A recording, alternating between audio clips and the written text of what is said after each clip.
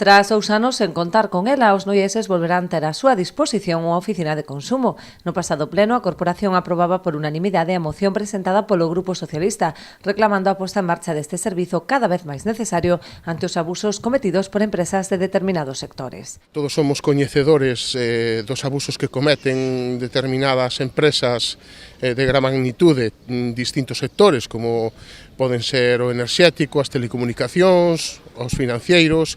Nestes momentos son estes tres grupos os máis importantes onde máis queixas hai e neste sentido a Oficina do Consumidor xoga un papel fundamental.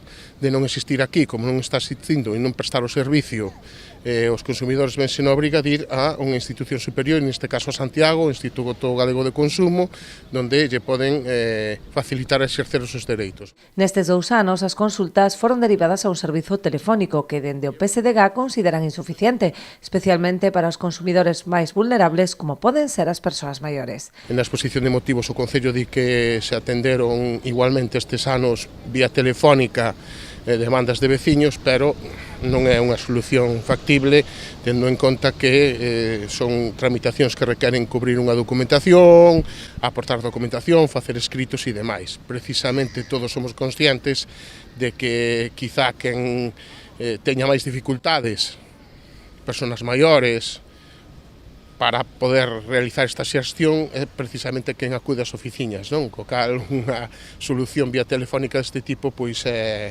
inviable, non? Agora agardan que o Goberno dea cumprimento ao acordo plenario dotando a oficina dos medios técnicos e humanos necesarios e dando publicidade á posta en marcha do servizo.